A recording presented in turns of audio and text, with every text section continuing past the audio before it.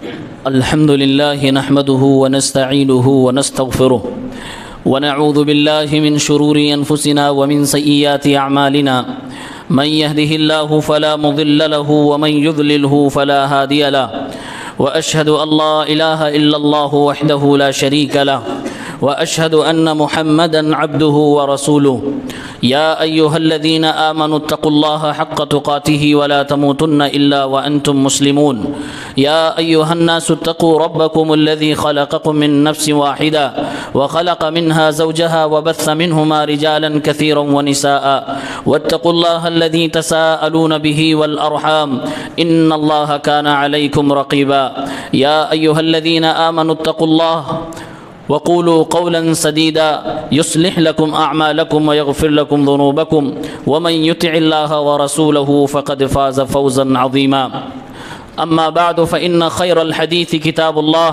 وخير الهدي هدي محمد صلى الله عليه وسلم وشر الأمور محدثاتها وكل محدثة بدعة وكل بدعة ضلالة أعوذ بالله من الشيطان الرجيم بسم الله الرحمن الرحيم وآتوا النساء صدقاتهن نحلة فإن طبن لكم عن شيء منه نفسا فكلوه هنيئا مريا۔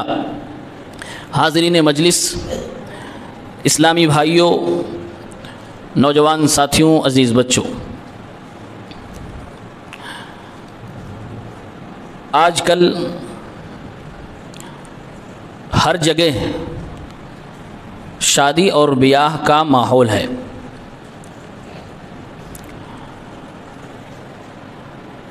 شہر ہو یا دیہات، ہر جگہ اسی کا پنڈال سجا ہوا ہے اور اسی کی تیاریوں میں لوگ مصروف ہوتے ہیں۔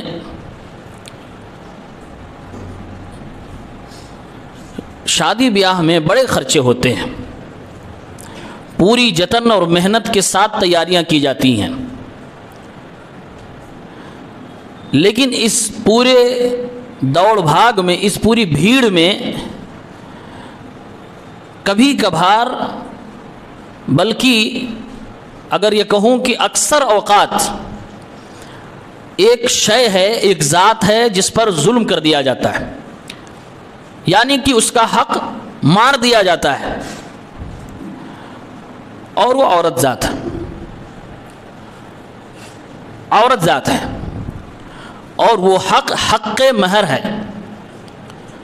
آپ اسلام کا مطالعہ کرنے والے لوگوں کو جب سنیں گے یا پڑھیں گے تو وہ لوگ اسلام کو اس نظریے سے بھی دیکھتے ہیں کہ یہ وہ دین ہے جس نے عورتوں کو مکمل عزت عطا فرمائی ہے، اور یہ تاریخ بھی بتلاتی ہے کہ جس زمانے میں ہمارے نبی صلی اللہ علیہ وسلم نے یہ اعلان کیا کہ میں اللہ کا نبی ہوں، اسی زمانے میں پوری دنیا کے اندر یہ انسانیت کی دوسری بڑی آبادی جس کے بغیر زندگی نہیں چل سکتی، یہ مشق ستم بنی ہوئی تھی، اس پہ ظلم ڈھایا جا رہا تھا۔ الگ الگ علاقوں میں، الگ الگ کلچر میں، الگ الگ طریقے سے عورت کی نہ کوئی اہمیت تھی، نہ کوئی عزت تھی، بلکہ اس کو باقی سامان کی طرح ایک سامان سمجھا جاتا تھا، انسان ماننے کو بھی تیار نہیں تھے۔ اسی زمانے میں فرانس کے اندر یا پیرس کے اندر ایک بڑی کانفرنس ہوئی جس میں یہ ٹاپک تھا کہ ڈسکشن اس پہ ہم کریں گے کہ کیا عورت انسان کی کیٹیگری میں آتی ہے کہ نہیں ہے۔ اب ذرا سوچئے، جب اس چیز پر ڈسکشن کیا جا رہا ہو اور بڑے بڑے دنیا کے بدوان اس پہ اکٹھا ہو کر اپنی رائے دے رہے ہیں کہ کیا عورت انسان ہے بھی کہ نہیں، اس زمانے میں، اس دور میں عورت کی کیا اہمیت رہی ہوگی آپ اندازہ کر سکتے ہیں، نہیں تھی۔ اسی دور میں تاریخ ہمیں بتلاتی ہے کہ آپ کے اسی پیارے ملک کے اندر، پرانی سبھیتاؤں کے اندر، اگر پتی کی وفات ہو جائے، اس کا انتقال ہو جائے تو بیوی کو جبراً اس کے ساتھ مار دیا جاتا، جلا دیا جاتا۔ دنیا کی دوسری تہذیب کے اندر ایسا پایا جاتا تھا کہ اسے بیچ دیا جاتا، اس کو اپنی ضرورت پوری کرنے کا سامان مان لیا گیا، کہیں پر کوئی عزت دینے کو تیار نہیں۔ عرب کی حالت یہ تھی کہ بعض قبائل کے لوگ اپنی ہی بیٹی کو اپنی بیوی کے کوکھ سے پیدا ہونے والی بچی کو اپنے ہاتھ سے دفن کرنے میں ذرہ برابر عار نہ سمجھتے تھے۔ قرآن کریم نے ان کی ثقافت کو، ان کی سوچ کو اپنے الفاظ میں یوں بیان فرمایا، وَإِذَا بُشِّرَ أَحَدُهُمْ بِالْأُنثَىٰ، جب عرب کے قبیلوں میں سے کسی قبیلے کے لوگوں کو یہ بشارت دی جاتی، بتایا جاتا کہ مبارک ہو تمہارے گھر میں بیٹی نے جنم لیا ہے، اللہ نے فرمایا اس باپ کا چہرہ ظل وجهه مسودا، کالا پڑ جاتا تھا، اپنے چہرے پہ وہ خوشی کو نہیں لا پاتا تھا، بلکہ دل ہی دل میں یہ سوچنے لگتا تھا۔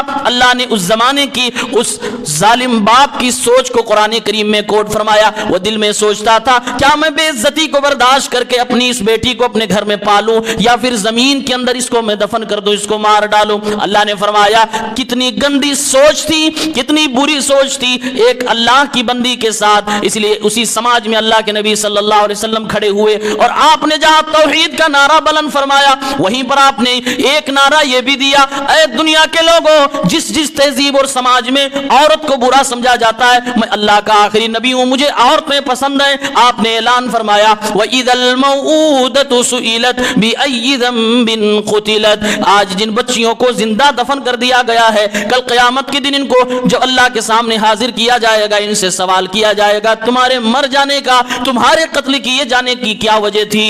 سوال پوچھا جائے گا۔ کٹگرے میں باپ ہوگا، کٹگرے میں مائیں ہوں گی جنہوں نے آپسی سمجھوتے سے اپنے بچوں کو، اپنی بیٹیوں کو مار ڈالا۔ اس سماج میں اللہ کے نبی نے اعلان فرمایا اے لوگوں، عورت کو عورت ماننا، انسان ماننا یہ تو ضروری ہے ہی، بلکہ ان کا جو حق ہے وہ حق بھی ادا کیا جائے۔ اللہ کے نبی نے اعلان فرمایا، قرآن کی آیتیں دنیا کے سامنے پڑھ کے سنائی اور فرمایا اللہ کے نبی نے اے لوگوں، جیسے میراث میں تم مردوں کو حصہ دیتے ہو، اپنے جوان بیٹوں کو حصہ دیتے ہو، ایسے تم اپنے گھر کی عورتوں کو بھی اپنی جائیداد میں حصہ دو، یہ بھی عورتوں کا حق ہے۔ اللہ کے نبی نے اعلان فرمایا، قرآن کی آیت دنیا کے سامنے رکھی، اے دنیا کے لوگوں، تم شادیاں کرتے ہو، نکاح کرتے ہو، عورت سے اپنی ضرورت پوری کرتے ہو، لیکن تم اس کو عزت نہیں دیتے ہو۔ اللہ کے نبی نے فرمایا یہ شادی ایک عظیم بندھن ہے، اس بندھن کی خوشی میں عورت کو عزت دینے کے لیے، تمہارے دل کی سچائی کو بتانے کے لیے ایک چیز رکھی گئی ہے جس کو مہر کہا جاتا ہے، یہ مہر تم ضرور ادا کیا کرو۔ اس زمانے میں ذرا سوچئے، جب لوگ عورت کو انسان ماننے کو تیار نہیں،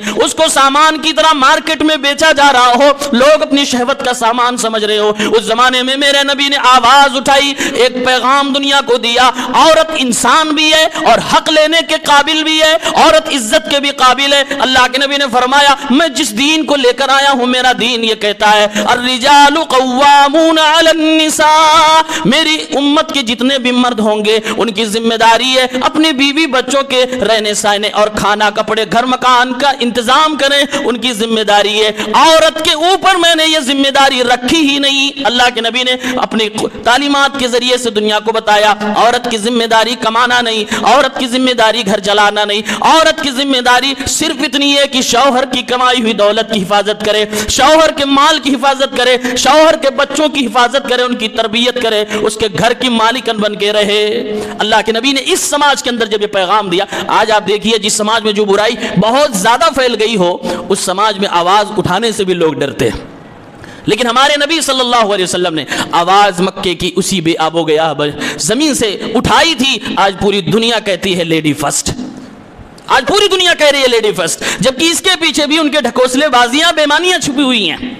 اللہ کے نبی نے اعلان فرمایا عورت کا پہلا حق یہ کہ جب وہ جنم لے یا جنم لینے والی ہو، اپنی ماں کی کوکھ میں ہو، اے دنیا کے لوگوں، چور اور ڈکیتوں، تم ان بچیوں کی زندگی سے نہ کھیلنا۔ قرآن کی آیت اللہ نے نازل فرمایا اور فرمایا وَلَا تَقْتُلُوا أَوْلَادَكُمْ خَشْيَةَ إِمْلَاقٍ، اے دنیا کے باپ بننے والے لوگوں، تم اپنی اولاد کو روزی روٹی کے ڈر سے قتل نہ کیا کرنا، روزی تو ہم دینے والے، تم اگر مرد ہو تم کو بھی روزی ہم دے رہے، تمہاری اولاد کو بھی روزی ہم دیں گے، کبھی روزی روٹی اور تربیت کے ڈر کی وجہ سے اپنی اولاد کو قتل نہ کرنا۔ اللہ نے قرآن کریم میں اس کو حرام قرار دے دیا۔ اللہ کے نبی نے اعلان کر دیا عورت کا حق یہ ہے، بچی کا حق یہ ہے کہ اس کو پیدا ہونے دیا جائے، اس کو زندہ رہنے دیا جائے، اس کو گھر کے اندر ہنسنے کھیلنے دیا جائے، اس کو جینے کا حق دیا جائے، بڑا ہونے کا حق دیا جائے۔ اسی سماج میں میرے نبی نے صلی اللہ علیہ وسلم نے چار بچیوں کی پرورش فرمائی، اور اللہ کے نبی نے اپنے ہی اپنی زبان سے ارشاد فرمایا اے لوگو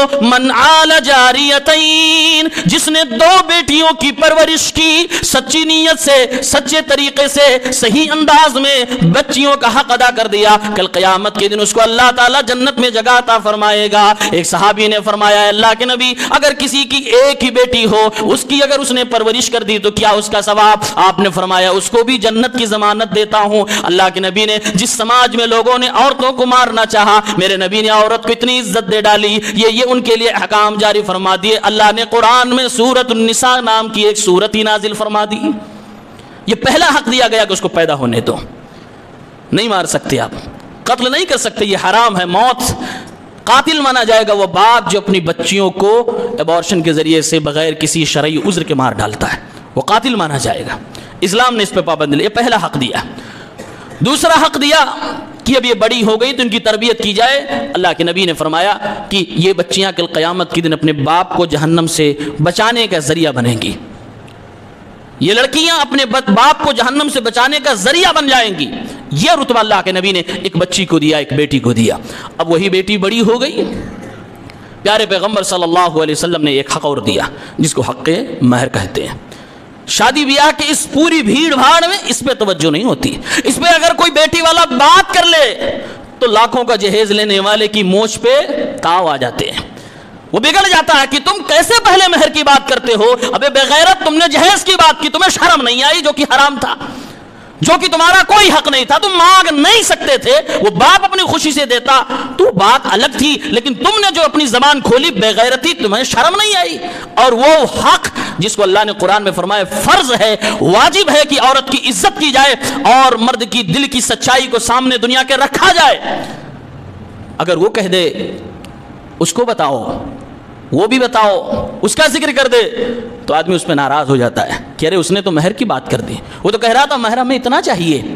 جس سماج کے اندر لوگ منہ کھول کے گاڑیاں مانگ رہے ہوں، منہ کھول کے اپنے گھر کے کچن کے برتن مانگ رہے ہوں، منہ کھول کے لوگ اپنے گھر میں بیٹی اور بہو اور بیٹے کے سونے کے لیے بستر مانگ رہے ہوں، اس سماج میں اگر ایک باپ نے وہ واجب حق مانگ لیا جو اللہ نے فرض کیا ہے تو ناک منہ چڑھ جاتے ہیں۔ یہ بے ایمانی نہیں تو اور کیا ہے؟ یہ ظلم ہو رہا ہے عورتوں پر۔ جس سماج میں یہ ماحول ہو گیا، میں تو نکاح پڑھاتے ہوئے کئی جگہ لوگوں کو ایسا پایا، نکاح کتنا مہر بھائی؟ 1 لاکھ 2 لاکھ، ٹھیک ہے کب دو گے؟ لاؤ، اچھا دینا بھی ہے، مہر معجل، ادھار، ساری چیزیں نقد ہے، ادھار۔ اور یہ ادھار کب چکتا ہوتا کسی کو نہیں پتا ہے۔ کتنی ایسی دلہن ہیں جو اپنی مہر کی ادھاری کو مرتے مرتے نہیں پاتی، قبر میں چلی جاتی، ان کا مہر واپس ہی نہیں ملا، کھا گیا وہ بے ایمان شوہر، جبکہ وہ فرض تھا۔ اللہ نے قرآن کریم میں سورہ نساء کی آیت نمبر 4 میں ارشاد فرمایا وَآتُوا النِّسَاءَ صَدُقَاتِهِنَّ نِحْلَةً، اے دنیا کے لوگوں عورتوں کو ان کا مہر خوشی خوشی دے دو، خوشی خوشی دے دو۔ اس کا کیا مطلب ہوا؟ اللہ نے یہ نہیں کہا دے دو، کہا خوشی خوشی دے دو۔ اس لیے علماء نے حکمت بتائی ہے کہ مہر کی لاجک کیا ہے، کیوں اللہ نے مہر کو فرض کیا ہے۔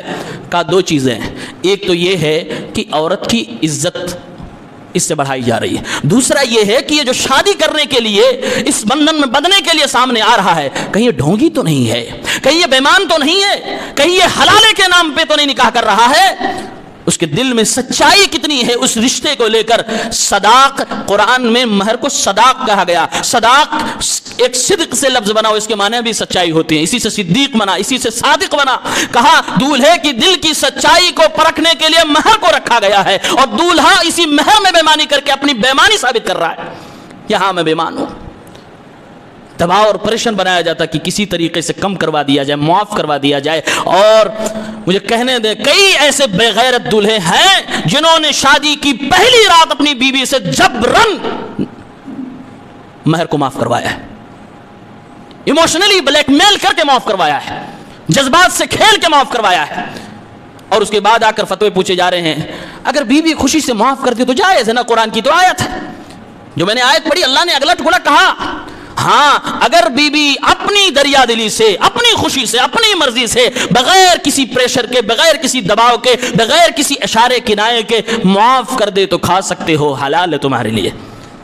لیکن مجھے نہیں لگتا کہ جس بیوی نے اپنے باپ کو جہیز کا سامان اکٹھا کرتے دیکھا ہو، قرض لیتے دیکھا ہو، لون لیتے دیکھا ہو، حلال کو حرام، حرام کو حلال بناتے دیکھا ہو، وہ بیٹی کہے گی نہیں نہیں مجھے مہر مت دو، معاف کر دو. وہ نہیں معاف کرے گی. لیکن دباؤ بنایا جاتا ہے، اب تو میں تمہارا شوہر ہوں، اب تو جو میرا ہو تمہارا. ارے بے ایمان کہیں کا، وہ اس کا حق ہے، وہ حق دے، وہ اس کا حق ہے، اس حق میں نہیں بے ایمانی چلے گی. قرآن کریم میں اللہ تعالیٰ نے فرمایا اے نبی صلی اللہ علیہ وسلم خالصۃ لک من دون المؤمنین، آپ کے لیے صرف اور صرف اجازت ہے کہ کوئی عورت اگر بغیر مہر کے آپ سے شادی کرنا چاہے تو آپ کو مہر دینے کی ضرورت نہیں ہے، لیکن آپ کے علاوہ کسی مومن کے لیے، کسی مسلمان کے لیے حلال نہیں کہ شادی سے پہلے یہ طے کرے کہ میں مہر نہیں دوں گا. کیوں نہیں دو گے؟ یہ اس کا حق ہے. جو آدمی مہر دینے کے لائق نہیں وہ شادی کرنے کے لائق نہیں، جو مہر دینے کے لائق نہیں وہ شادی کرنے کے لائق نہیں. اور چوریاں کرنا بند کریں، بے ایمانیاں کرنا بند کریں، معاف کروانا بند کریں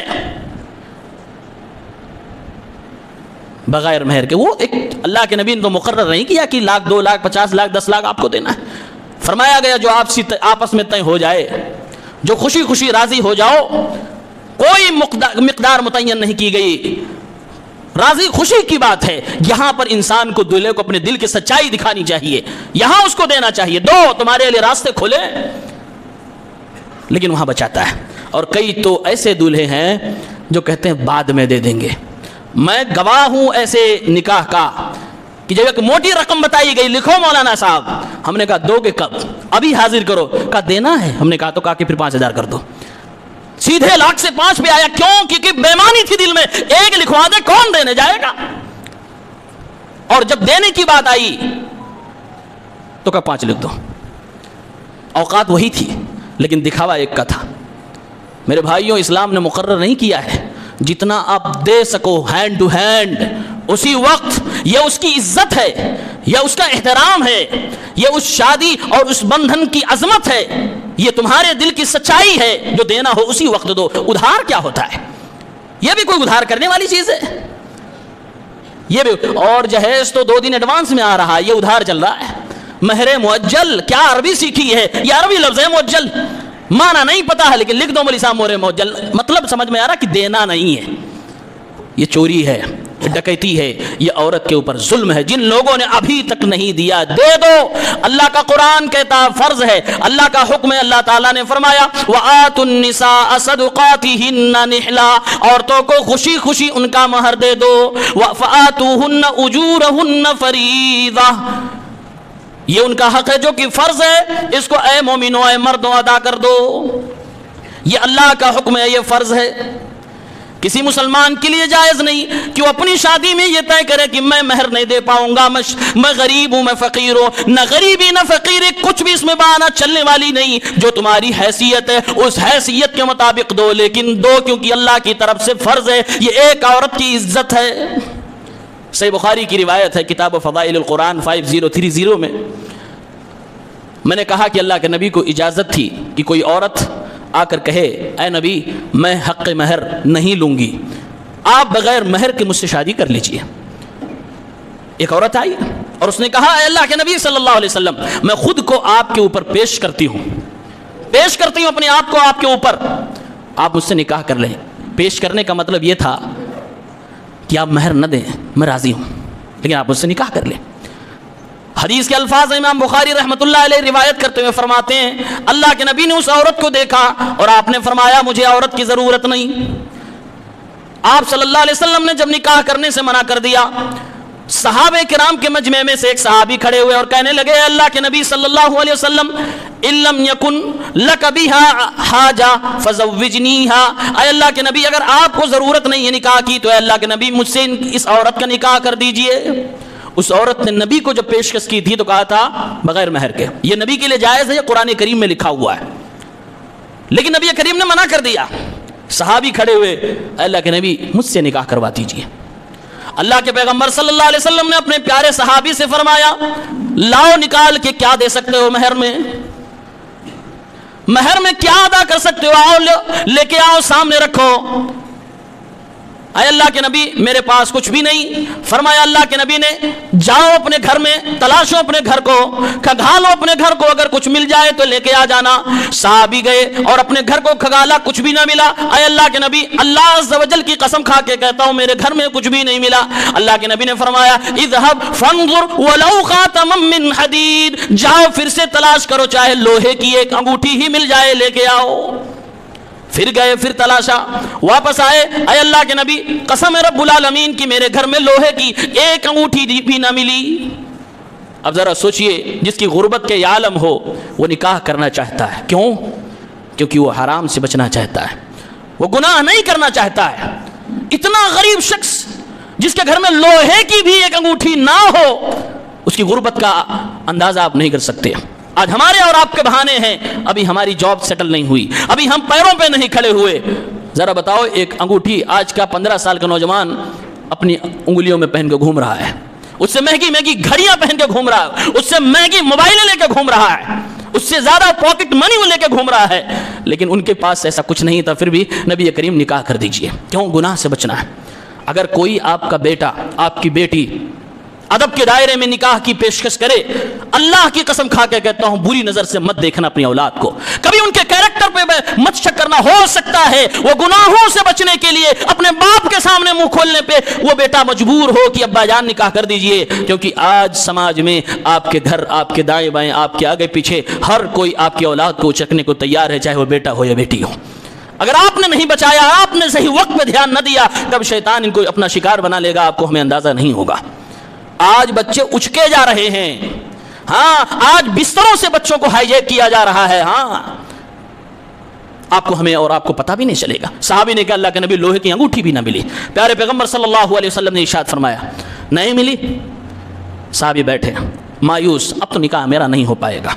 آپ ذرا سوچو, کیا نبی کریم کو ترس نہیں آتا تھا؟ کیا اللہ کے نبی کے یہ امتی نہیں تھے؟ کیا یہ صحابی اللہ کے نبی کے چہتے نہیں تھے؟ اگر بغیر مہر کے نکاح ممکن ہوتا تو پیارے پیغمبر فرماتے میرے صحابی اٹھ تیرا نکاح میں کر دیتا ہوں, جا مہر نہیں ہے کوئی بات نہیں بعد میں دے. نا نبی نے فرمایا جا ڈھونڈ کے لا, ایک لوہے کی انگوٹھی لے کے آ. بغیر مہر کے اللہ کے نبی نے نہیں کر سکتا نکاح, خاموشی سے بیٹھے ہوئے. حدیث کے الفاظ ہیں فلما طالت مجلسته, بیٹھے بیٹھے ایک لمبا وقت گزر گیا. صحابی سر نیچے کیے ہوئے بیٹھے ہیں, مایوس کہ ہائے میری غربت کی وجہ سے میں شادی نہ کر سکوں, لوہے کی ایک انگوٹھی بھی اپنی ہونے والی بیوی کو نہ دے سکوں. ہائے میری غربت, ہائے میری غربت. بیٹھے ہوئے ہیں, مایوس ہیں, امید ہے. اٹھے مجلس سے اور واپس جانے لگے. اللہ کے نبی کی نگاہ پڑی اپنے صحابی پر کہ صحابی اپنا سر جھکائے مجلس سے نکل کے جا رہے ہیں, جنہوں نے تھوڑی دیر پہلے اپنی خواہش کا اظہار کیا. پیارے پیغمبر نے اپنے صحابی کو بلایا, اللہ کے نبی کے سامنے حاضر ہو گئے. اللہ کے رسول نے فرمایا اے میرے صحابی بتاؤ قرآن کا کچھ حصہ تمہارے سینوں میں موجود ہے کہ نہیں موجود ہے؟ کیا قرآن بھی تمہیں کچھ یاد ہے؟ فرمانے لگے اللہ کے نبی صلی اللہ علیہ وسلم ہاں مجھے قرآن یاد ہے, سورت قضا و سورت قضا, فلاں سورت یاد ہے, یہ سورت بھی یاد ہے, یہ سورت بھی یاد ہے. ایک طرف سے لائن سے پوری فہرست سورتوں کو گنانے لگے. اللہ کے نبی نے اگلا سوال فرمایا اے میرے صحابی اتقرؤہن عن ظہر قلبک, کیا تم ان سورتوں کو زبانی پڑھ سکتے ہو؟ اے اللہ کے نبی ہاں زبانی بھی پڑھ سکتا ہوں, مجھے زبانی بھی یاد ہے. اللہ کے نبی نے فرمایا جاؤ اس عورت سے تمہارا نکاح میں پڑھاتا ہوں, اور مہر یہ طے کیا جا رہا ہے کہ تم یہ سورت اپنی بیوی کو سکھا دینا. یہ اسلام ہے. بغیر مہر کے نکاح ہوا؟ آج لوگوں کو لگتا ہوگا سب ڈرامہ تھا, نکاح تو کروانا. نہیں, ڈرامہ نہیں تھا.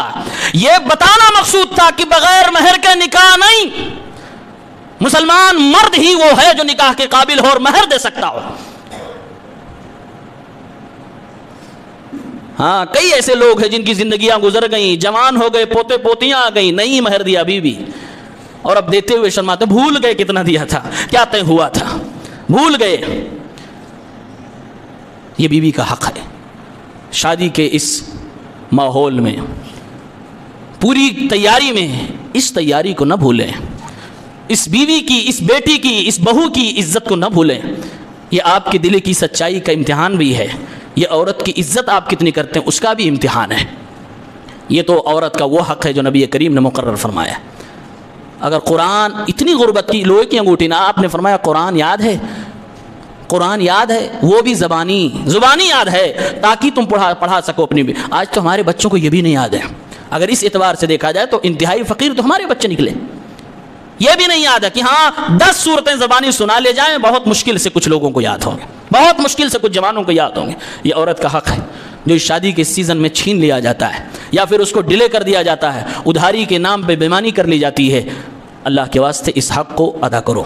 یہ اللہ کا بھی حق ہے اور یہ اس بیوی کا بھی ہے. علماء نے کہا ہے کہ یہ مہر یہ حقوق اللہ میں بھی آتا ہے, حقوق العباد میں بھی آتا ہے. حقوق العباد میں اس لیے آتا ہے کیونکہ ایک عورت کا حق ہے, اور حقوق اللہ میں اس لیے آتا ہے کہ اللہ تعالیٰ نے اس حق کو ادا کرنے کا حکم دیا ہے. اگر کوئی اس کو نہیں دیتا ہے تو ساتھ میں ڈبل مجرم ہے, ایک تو اللہ کی نافرمانی کر رہا ہے اور دوسرا اس عورت کے اوپر ظلم کر رہا ہے. اللہ کے نبی نے عورت کو ایک تیسرا حق دیا کہ اے لوگوں جب تمہاری وفات ہو جائے شریعت کے مطابق اپنی اولاد کے درمیان اپنی وراثت کو تقسیم کرنے کی وصیت کر جانا, حکم دے جانا. مسلمانوں سوچنے کی بات ہے, اللہ کے نبی کے زمانے کی حالت میں نے بتائی. اس زمانے میں جب لوگ چھوٹے بچوں کو اپنے گھر کی عورتوں کو وراثت میں حصہ نہیں دیا کرتے تھے, بولتے تھے وراثت میں وہ حصہ لے گا جو جنگ لڑنے کے لائق ہو. اگر بچہ ہے تب بھی اس کو وراثت میں حصہ نہیں ملے گا, عورت ہے تب بھی اس کو وراثت میں حصہ نہیں ملے گا. اللہ کے نبی صلی اللہ علیہ وسلم نے اس چیز کو توڑا اور اللہ کے نبی نے فرمایا چھوٹے اور بڑے سے کوئی فرق نہیں ہوگا. للرجال نصیب مما ترک الوالدان والاقربون وللنساء نصیب مما ترک الوالدان والاقربون مما قل منه او كثر. مردوں کے لیے بھی وراثت میں سے حصہ ہے, عورتوں کے لیے بھی وراثت میں حصہ ہے. مما قل منه او كثر, باپ نے جو چھوڑا چاہے وہ تھوڑا ہو یا زیادہ ہو. اللہ نے کلیئر کیا ہے کہ زیادہ پراپرٹی ہے تب بھی بنتا ہے, کم پراپرٹی ہے تب بھی بنتا ہے. 10 روپیہ بھی اگر وراثت کا ہے تو اس میں بیٹی کا حق ہے, اس میں بہن کا حق ہے. اگر باپ سے مل رہا ہے تو بیٹے جیسے اس میں سے لے رہے ہیں اسے بیٹی کا بھی حق بنتا ہے. اللہ کے نبی نے اس زمانے میں اس کو بھی کلیئر کیا. اور یہ قرآن کی آیتیں جو وراثت کی اتری ہیں, یہ جو پورا سسٹم اسلام میں آیا ہے, آپ کو پتا ہے اسلام کا پہلا مقدمہ کیا تھا وراثت کو لے کر. ایک صحابی تھے اللہ کے نبی کے ساتھ غزوہ احد میں گئے اور شہید ہو گئے. ان کی 2 بیٹیاں تھیں. اب شہید ہو گئے, 2 بیٹیاں یتیم ہو گئی, بیوی بیوہ ہو گئی. ان کے بھائی بھی تھے جو ان بچیوں کے چچا تھے. ان کی نیت بگڑ گئی, پوری جائیداد قبضے میں آ جائے, اپنی بیوہ بھابھی کو کچھ نہ دیں گے اور اپنی یتیم بھتیجیوں کو کچھ نہ دیں گے. اب اس عورت نے آواز اٹھائی, چلو نبی کریم صلی اللہ علیہ وسلم کی عدالت میں اللہ کے نبی سے فیصلہ مانگیں گے. جس نبی نے عورت کو حق دلانے کے لیے آواز اٹھائی ہے اور سماج کے اندر ایک مہم پیدا کر دی ہے, اس نبی کی بارگاہ میں اس نبی کے عدالت میں پہنچ گئی عورت اور کہنے لگی اے اللہ کے نبی صلی اللہ علیہ وسلم, یہ میرے ساتھ میں جو پھول سی 2 بچیاں ہیں یہ میرے شوہر حضرت سعد کی بیٹیاں ہیں. یہ وہی آدمی ہے جو آپ کے ساتھ فلاں جنگ کے اندر لڑتے لڑتے شہید ہو گئے. اللہ کے نبی یہ ان کی یتیم بچیاں اور میں ان کی بیوہ ہوں. ہاں ماجرا کیا ہے, کیا مقدمہ لے کر آئی ہو؟ اے اللہ کے نبی معلوم ہے اب ہمارے گزارے کے لیے کوئی چیز مہیا نہیں بچی. ہمارے شوہر کی جو چیزیں تھی, جو ان کی دولت تھی, جو پراپرٹی تھی, ان دونوں یتیم بچیوں کے چچا نے اس پہ قبضہ کر رکھا ہے اور دینے کو تیار نہیں. اے اللہ کے نبی کیا ہم عورتوں کا کچھ حصہ بنتا بھی ہے کہ نہیں بنتا ہے؟ میں ایک عورت بیوہ ہوں, میرا کچھ اس میں بنتا ہے کہ نہیں؟ میری یہ 2 یتیم بچیاں ہیں جو اپنے باپ کے مرنے کے بعد اپنی باپ کی جائیداد میں سے کچھ پا سکتی ہیں کہ نہیں؟ ابھی یہ سسٹم آیا نہیں تھا. نبی کریم خاموش, کیسے فیصلہ کرے؟ تھوڑی دیر کے بعد جبرائیل آسمانوں کا سینہ چیرتے ہوئے آ گئے. اللہ کی طرف سے فرمان آ گیا, اے نبی یہ جبرائیل میرا پیغام لے کر جا رہا. کیا پیغام ہے؟ یوصیکم اللہ فی اولادکم للذکر مثل حظ الانثیین. پورا سسٹم جو سورہ نساء میں آپ کو ملتا ہے اللہ تعالیٰ نے قرآن کی آیتوں میں اتار دیا. اس بیوہ کی پکار کو سن کر ان 2 یتیم بچیوں کا حق دلانے کے لیے, ایک چچا کے غصب سے بچیوں کو بچانے کے لیے اللہ نے قرآن کی آیتیں اتاری اور حکم دیا اللہ تعالیٰ نے. اللہ کا حکم ہے لوگوں اپنی اولاد میں اللہ کے بتائے ہوئے قانون کے مطابق تقسیم کرنا. پیارے پیغمبر نے بلایا بیوہ کو اور اس کے چچا کو بلایا, ان بچیوں کے چچا کو بھی حاضر کیا گیا. ہاں یہ مقدمہ ہے کہ تم نے قبضہ کر رکھا ہے. ٹریڈیشن یہی ہے, ہمارے ہاں کا رسم و رواج یہی ہے, یہی چلتا چلا آ رہا ہے. پیارے پیغمبر نے فرمایا یہ میرا دین ہے, یہ اسلام ہے. اسلام کہتا ہے اپنی بھائی کی بیوہ کو جو بھی تمہارے بھائی نے چھوڑا تھا سمن عطا کرو. 1/8 اس کا حصہ بنتا ہے, اس کو دو. 1/8 اس کا حصہ بنتا, اس کو دو تم. اچھا یہ تو بیوی کا حصہ بن گیا، بیوہ کا حصہ بن گیا، کہا یہ جو یتیم بچیاں ہیں 2/3 ان کا حصہ بنتا ہے، اس پراپرٹی کا 2/3 ان بیٹیوں کو عطا کرو، اس کے بعد اگر کچھ بچتا ہے تو تمہارا ہے۔ اب اس کو آپ 24 حصے بنائیے اور اس کے بعد جوڑیے کہ اس عورت کو کتنے ملے اور ان 2 بیٹیوں کو کتنے ملے، اور چچا کو پھر کتنا ملا، جس نے سب کچھ سمیٹ لیا تھا۔ نبی کریم نے جب قرآن سے فیصلہ فرمایا تو اللہ کے نبی کا فیصلہ یہ آیا کہ اس ماں کو 1/8 دو اور ان 2 بچیوں کو 2/3 دو، اور باقی جو بچے تمہارا ہے، تھوڑا بچا تھا اس کو، بہت کم بچا ہے، کیلکولیٹ کر کے رکھیے گا۔ اسلام نے عورت ہی کو حصہ دلانے کے لیے وراثت کا سسٹم بتایا ہے، اور آج کا مسلمان قرآن ہر رمضان میں سننے والا عورت ہی کے حصے کو کھانے کے لیے وراثت کے سسٹم سے نہیں تقسیم کرنا چاہتا ہے۔ مجھے پتا ہے، آپ کو بھی پتا ہے کہ اگر آپ نے کہا کہ نہیں ہم کو شریعت سے نہیں تقسیم کرنا ہے، تو بیٹا چاہے چھوٹا ہو یا بڑا ہو سینے پہ چڑھ کے لے لے گا۔ کبھی دیکھا کسی بھائی نے اپنے بھائی کے حصے کو معاف کر دیا ہو؟ کبھی دیکھا کسی بھائی نے کہا نہیں ہم کو نہیں چاہیے، اس کو دے دو؟ یہ قربانیاں بہنیں کیوں دے رہی ہیں؟ یہ قربانیاں بیٹیوں سے کیوں لیا جا رہا ہے؟ ظاہر سی بات ہے ان کو دبے الفاظ میں سمجھایا جا رہا ہے، اگر حصہ مانگا تو دروازے بند ہو جائیں گے، اگر حصہ مانگا تو عید کی تہواریاں بند ہو جائیں گی، اگر حصہ مانگا تو اپنے بھیا بھابھی کو بھول جانا۔ یہ پریشر ہے، یہ دھمکیاں ہیں، دھمکی دے کر جس کا جو حق بن رہا ہے اس کو کھایا جا رہا ہے۔ مسلمانوں، اسلام نے عورت کو حق دیا ہے، اور اسلام نے عورت سے مانگا کیا ہے؟ صرف اتنا مانگا ہے، اپنے شوہر کو نہ دیکھو وہ کیسا ہے، اپنے باپ کو نہ دیکھو وہ کیسا ہے، بس اللہ نے کہا ہے کہ شوہر کی فرما برداری کرو تو کرو۔ آج عورتوں کا مزاج کیا ہے؟ میرا شوہر اس لائق نہیں کہ اس کی خدمت کروں۔ اگر اللہ کہہ رہا ہے کہ تو اپنے شوہر کی خدمت کرے، پھر تو لائق دیکھے گی، یہ لائق ہے کہ نہیں ہے؟ اللہ کے نبی نے فرمایا صلی اللہ علیہ وسلم، اگر اس پوری کائنات میں کسی مخلوق کو اجازت ہوتی کہ کسی دوسری مخلوق کی سجدہ کر لے تو میں حکم دیتا کہ ایک پتنی اپنے پتی کا سجدہ کرے، لیکن چونکہ اسلام اجازت نہیں دیتا سجدہ کسی اور کے سامنے، اللہ کے نبی نے یہ جملے اس لیے ارشاد فرمائے کہ اس دنیا کی ایک عورت سمجھ لے کہ ایک شوہر کا حق کیا ہے، ایک شوہر کا حق کیا ہے۔ پیارے پیغمبر نے ایک عورت سے کہا تھا، ایک بچی نے شادی سے پہلے اپنے اللہ کے نبی سے پوچھا میں اگر شادی کروں تو مجھے کیا کرنا ہوگا اپنے شوہر کو خوش کرنے کے لیے، ان کی اطاعت کیا کروں کہ اطاعت و فرما برداری ہو جائے؟ آپ نے فرمایا کہ لاسٹ بات بتا دوں، یہ ہے کہ اگر تیرے شوہر کے بدن میں پھوڑے نکل جائیں، اس سے پیپ نکل رہی ہو، تو زبان سے چاٹ کے صاف کرے تب بھی اپنے شوہر کا حق نہیں پورا کر سکتی ہے۔ اسلام نے کہا، نبی نے کہا، قرآن نے کہا کہ اپنے شوہر کی فرما برداری کرو، اور اگر بیٹی ہو تو اپنے باپ کی فرما برداری کرو۔